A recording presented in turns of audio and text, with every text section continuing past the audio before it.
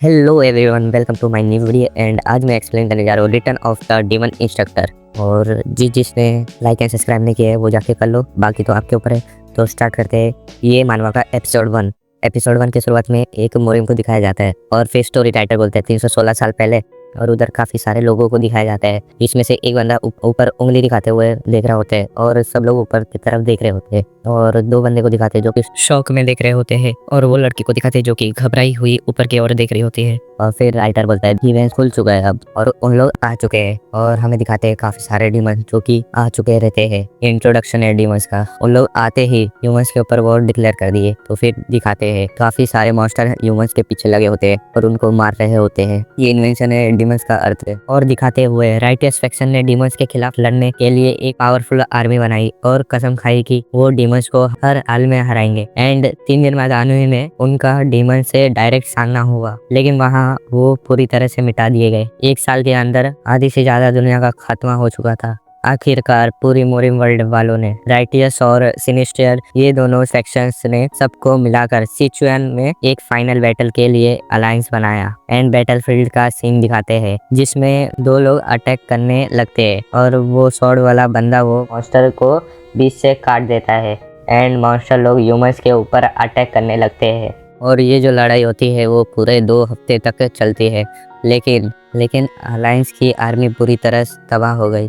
मोरिम world officially खत्म हो चुकी थी। सारे बचे हुए लोगों को गुलाम बनाकर डीमन वर्ल्ड ले जाया गया। मैं भी पकड़ा गया। 5 साल बीत गए। बाकी लोगों को अलग, मैं पैदा होते ही इनर पावर खो दिया और इसी वजह से मुझे अलग करके स्टडी के लिए रखा गया था। उन्होंने मेरा ब्रेन वॉश किया और एंडलेस एक्सपेरिमेंट मुझ पर किया और आखिरकार मैं उनकी इन्वेडिंग आर्मी का हिस्सा बन गया। मैंने स्लॉटरिंग तक दूसरी डायमेंशनल पर हमला किया और कत्लेआम मचाया, मारा और मारते रहा। फिर 75 इयर्स बाद मैं कॉन्स्क्रिप्ट बन गया गुलामों का। मेरे काम के लिए मुझे पहचाना गया और डीमन आर्मी का कमांडर बना दिया गया। 120 साल बाद जाके मैं डीमन कमांडर बना। आखिरकार मुझे उस चीज का एक्सिस्टेंस के बारे में पता चला। एंड उसके बाद के 50 साल में सिर्फ ये सीखने में गवा दिया कि कौन से कंडीशन यूज ट्रिगर करता है। और फिर 65 इयर्स की केयरफुल प्लानिंग के बाद आखिरकार हमने बगावत उठाने के लिए मौका पाया। मैं अपराइजिंग के 1 हफ्ते बाद, अभी हमें प्रेजेंट का सीन दिखाया जा रहा है। प्रेजेंट में हमें दिखाया जाता है काफी सारे डीमंस मरे होते हैं। उसमें एक बंदे को दिखाते हैं जो खास रहा होता है। एंड फिर वो बंदा उठ जाता है एक बड़े फायर डीमन के सामने। उसके बाद उसकी हालत दिखाते हैं जो कि काफी ज्यादा बुरा होता है। वो मन में सोचता है हम लोग फेल्ड हो गए ये मिशन में। और वो फायर डीमन अपने हाथ में तलवार पकड़ा हुआ बोलता है तुमने डिसअपॉइंटमेंट किया मुझे। स्विच वन ग्रेंटल सिर्फ इस पैथेटिक रिवेलियन के लिए सब कुछ फेंक दिया। एंड हमें यहाँ फायर डीमन का नाम पता चलता है, टेरेंट द डीमन किंग, और हम लोग इसे टेरेंट बुलाएंगे अब। एंड वो बंदा दांत पीसते हुए बोलता है मुझे उस गुलाम के नाम से मत बुलाओ, और ऊपर की तरफ देखते हुए बोलता है मेरा नाम है बिगेंसा। एंड टेरेंट सोचते हुए बोलता है तुम्हारी बात समझ नहीं पा रहा हूँ, लेकिन मैं तुम्हें काफी अरसे से देख रहा हूँ। ह्यूमन, तुम्हारे पास कोई खास स्किल या टैलेंट नहीं था, फिर भी चाहे जो हो जाए तुम लाइफ से छिपके रहे, यही तुम्हारी एकलौती ताकत है। तो क्यों अब इतनी रेकलेस हरकत क्यों की? तो बिगेंसा बोलता है मुझे ये करना ही था, बस एक बार। हंसते हुए बोलता है ताकि मैं श्योर हो सकूं कि नेक्स्ट टाइम तुम्हें हरा सकता हूँ, कम से कम एक बार तो ट्राई करना ही था। टेरेंट बोलता है मजेदार था, लेकिन फिर भी एक पैथेटिक सी कोशिश थी। मैं तुम्हें दोबारा मौका क्यों दूं? तुम आज यहीं मरोगे। बिगेंसा बोलता है नहीं, और अपने हाथ को आगे करके बोलता है नहीं मरूंगा। एंड वो अपने हाथ को चेस्ट के अंदर घुसा लेता है। इससे टेरेंट भी शॉक हो जाता है और बिगेंसा डेविल से स्माइल लेते हुए हंस रहा होता है। एंड वो अपने हाथ को चेस्ट में घुसाते हुए सर्कल बनाता है। एंड दिखाते हैं कि एक लंबा सा पोर्टल खुल जाता है और वो पोर्टल बिगेंसा के बॉडी से कनेक्ट होता है। टेरेंट शॉक होते हुए बोलता है स्पेस टाइम रिवर्सल, ये पावर तो न्यूजेरन की है जो कि एक एशियन डेविल कोड है। अब मुझे समझ में आ गया, तुमने 200 साल तक हार और बेइज्जती झेली है सिर्फ इस एक पल के लिए। और बिगेंसा हंसते हुए जमीन पर पंच मारता है और काफी डेंजरस तरह से हंसते हुए बोलता है you see you evil fuck. And अगली बार मैं पूरी तरह से तैयार होके आऊँगा और मैं तुम्हें मार दूंगा, तुम्हें और तुम्हारे सारे गंदे डीमंस को, एक को भी जिंदा नहीं छोड़ूंगा। एंड वो डीमन काफ़ी ज़्यादा खतरनाक तरीके से हंसते हुए बोलता है मैं उस पल का इंतज़ार करूंगा और तुम वही एक लौते ह्यूमन हो जिससे मैं वाकई और थी समझता हूँ। एंड दिखाते हैं उधर धमाका होता है और मोरेम वर्ल्ड को दिखाते हैं एंड एक घर को दिखाते हैं जिसपे काफी ज्यादा खतरनाक से बिजली गिरता है और उस घर के ऊपर एक होल हो जाता है एंड उस होल के अंदर दिखाते हैं एक बंदे को जो कि बेहोश हुआ होता है। स्टोरी राइटर बोलता है बाकी बच्चे हुए वक्त जब तक, और वो बंदे को दिखाते हैं जो कि बिगेंसा होता है एंड स्टोरी राइटर बोलता है द डीमन इन्वेंशन, और बिगेंसा अपनी आंखों को खोलता है जो कि लाल होता है एंड स्टोरी राइटर बोलता है 10 साल। वहीं से सीन शिफ्ट हो जाता है एक righteous faction martial art school पर, उसका नाम होता है ड्रैगन स्प्रिंग हॉल एंड कुछ लोग छत का मरम्मत कर रहे होते हैं और उसमें से एक ओल्ड मैन कहता है कितनी अजीब बात है, बिल्कुल साफ आसमान में बिजली, कौन सोच सकता है। और दूसरा ओल्ड मैन बोलता है और इतनी तेज थी कि छत में छेद तक हो गया, किस्मत अच्छी थी कि सिर्फ वही निकम्मा जख्मी हुआ। एंड पहला ओल्ड मैन बोलता है वही निकम्मा, तो दूसरा ओल्ड मैन बोलता है जूनियर इंस्ट्रक्टर, वो अनाथ लड़का जिसे फिजिशियन ने पाला था, उसी पर बिजली गिरी थी। तो पहला ओल्ड मैन बोलता है ओ वही मार्शल आर्ट्स इंस्ट्रक्टर जो इनर पावर तक यूज नहीं कर पाता, लेकिन उन्होंने कहा कि उसे कोई ज़्यादा नुकसान नहीं हुआ। फिर दूसरा ओल्ड मैन हंसते हुए बोलता है मुझे लगता है कि वो चाहता होगा कि काश उसे ज़्यादा चोट लगी होती। आज जो पब्लिक फ्लोइंग उसे जो मिलने वाली है, मतलब पब्लिक लोग का टॉर्चर, उसके मुकाबले तो वही बेहतर होता। एंड सीन शिफ्ट होता है अरीना की तरफ जहां दो योद्धा आमने सामने खड़े होते हैं और काफ़ी सारे लोग आए होते हैं अरीना बैटल देखने। एंड एक इंसान बोलता है the challenge dragon spring hall में पियर आर्ट्स के जूनियर इंस्ट्रक्टर के पोजीशन के लिए अब ऑफिशियली शुरू होने जा रहा है। सब लोग बात करने लगते हैं और मैच शुरू होने के लिए एक्साइटेड होते हैं। एंड रेफरी एल्डर बोलता है एक तरफ है इस पोजीशन का करंट होल्डर स्पीयर आर्ट्स का जूनियर इंस्ट्रक्टर बिगेंसा और दूसरी तरफ उसका चैलेंजर जिसे इस पोजीशन के लिए रिकमेंड किया गया है दुनिया का सबसे तेज स्पीयर चलाने वाला सॉन लियोक मियांग।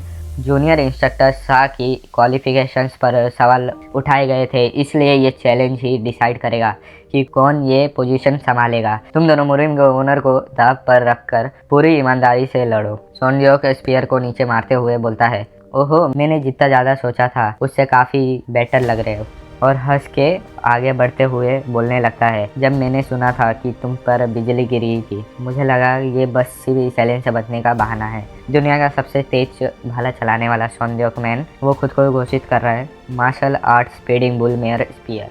एंड सोन लियोक पोजीशन लेते हुए कहता है लेकिन तुम आ ही गए, कम से कम इतना तो किया, इसलिए तुम्हारी हिम्मत के लिए मैं ये जल्दी ख़त्म कर दूंगा, या फिर तुम अभी हार मानना चाहते हो तो मांग सकते हो। एंड फिर बिगेंसा उसे कहता है एक वक्त की बात है एक मार्शल आर्ट इंस्ट्रक्टर था जो अपनी बिल्कुल जीरो इनर पावर के लिए बदनाम था। बदकिस्मती से वो बिना एबिलिटी के पैदा हुआ था, इसलिए लाजमी है सब उसे नीचा समझते थे। नाकाबिल इंस्ट्रक्टर, स्कूल की शर्मिंदा चीज, और आखिरकार एक पब्लिक चैलेंज में बुरी तरह से हरा दिया गया। उसने अपना पोजीशन खो दिया और फिर बस छोटे मोटे काम करते रह गया अपनी बाकी के दुखी जिंदगी के लिए। सोन लियोक कहता है कि ये सब क्या बकवास कर रहे हो। बिगेंसा कहता है मेरा मतलब ये है मैं इस पल का इंतजार बहुत दिनों से कर रहा था, तुम हॉबगॉब्लिन। सोन लियोक गुस्से में आते हुए कहता है तुम छोटे से गुंडे, मैं तुम्हें एक इंस्ट्रक्टर होने के नाते इज्जत बचाने दे रहा था, लेकिन अब मैं तुम्हारे उस गंदे मुंह को यहीं बंद कर दूंगा। एंड वो जमीन तोड़ते हुए हवा में जाके अटैक चार्ज करते हुए बोलता है स्पीडिंग बुल मेयर स्पीयर। वो चिल्लाते हुए तेजी से जाता है एंड उधर धमाका करते हुए बोलता है फर्स्ट फॉर्म। एंड काफी ज्यादा ऑरा निकल रहा होता है और बोलता है मेरा स्पीयर। एंड दिखाते हैं स्मोक हटने के बाद उधर कोई होता ही नहीं है। एंड वो कहता है हिट किसी को भी नहीं किया। तुम्हारा फोर्स इम्प्रेसिव था, लेकिन उतने ही में सोन लियोक कहता है क्या इसे काउंट होने के लिए लैंड करना जरूरी नहीं होता। एंड एक स्लैश लगाता है पीछे की तरफ और कहता है तुम गुंडे, और बिगेंसा उधर से कूद कर दूसरी तरफ लैंड करता है। सोन लियोक थका हारा मन में कहता है ये क्या हो रहा है, जो स्पीयर आर्ट में 10 तक मेहनत करके निखारी है वो इसे इतनी आसानी से डॉज कर रहा है। लोग कहते थे कि वो एकदम बेवकूफ है इंस्ट्रक्टर के नाम पर, सबसे बुरा बहाना। क्या मैंने गलत सुना था? बिगेंसा को अब से मैं मेन कैरेक्टर बोलूंगा। मेन कैरेक्टर थूकते हुए कहता है इतनी धीमी रफ्तार के साथ कोई भी तुम्हें एक टीचर के तौर पर सीरियसली नहीं लेगा। सोन लियोक कहता है पर तुम सिर्फ थोड़े से लकी हो गए थे। एंड स्पीयर को वापस से टाइट से पकड़ के जमीन पर पैर मारकर ऊपर के तरफ जंप करता है एंड उसके आंख और बॉडी से ऑरा निकलने लगता है। एंड वो कहता है अब तुम मरो। Speeding bull mayor spear fourth form. And attack करने के लिए नीचे आने लगता है। एंड मेन कैरेक्टर को दिखाते हैं जो अपने भाले को टाइट से पकड़ता है और घुमाने लगता है एंड अपने हाथ को आगे करके पोजीशन लेता है।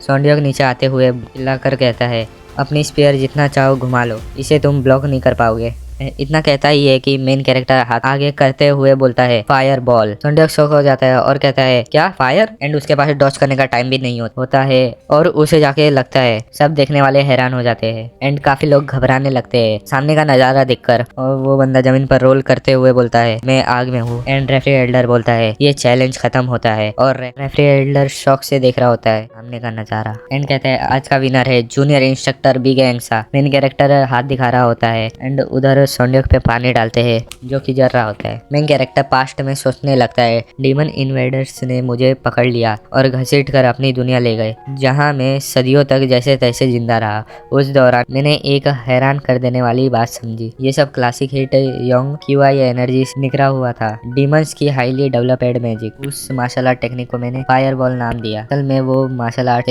बिल्कुल अलग नहीं था। To be continue guys, next episode जल्दी आएगा उम्मीद करता हूँ। वीडियो पसंद आया होगा तो लाइक एंड सब्सक्राइब कर देना। थैंक्स फॉर वॉचिंग, मिलेंगे अगले वीडियो में, वो भी काफी ज्यादा मजेदार होगा। हम छोटा छोटा एक्सप्लेन करते हैं क्योंकि हमारे पास कुछ इक्विपमेंट्स नहीं है।